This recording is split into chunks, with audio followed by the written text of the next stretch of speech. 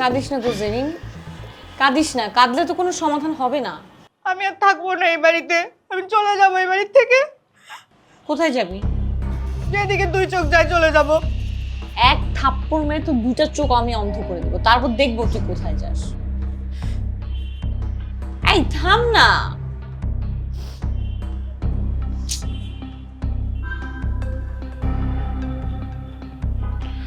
এই থাম প্লিজ, আর কান্না করিস না। আচ্ছা আমাকে বল তো, আসল ঘটনাটা কি? আসলে আর কোনো ঘটনা নাই, ঘটনা তো নিজের কানেই শুনছিস, আমি আর কি বলবো।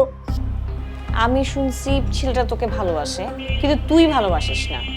কিন্তু এটা তো নিশ্চয়ই আসল ঘটনা না, পুরো ঘটনাটা কি বল। এটাই পুরো ঘটনা, পুরো আর কোনো ঘটনা নাই। জেরিন, ঘটনা যদি একটা না থাকে, ছেলেটা কিভাবে তোর বাসার নিচে চলে আসে? তোর সাথে যোগাযোগ না করেই চলে আসছে? যোগাযোগ না করেই তো আসছে। আমি উপরে ছাদে গেছিলাম, নিচে দেখলাম ছেলেটা হাঁটাহাঁটি করতেছে, চোখাচোখি হওয়াতে আমি নিচে গেলাম তাকে চলে যাইতে বলতে, কিন্তু সেই মুহূর্তেই চাচি দেখলো, দেখে বাড়ি পর্যন্ত তাকে টেনে নিয়ে আসলো।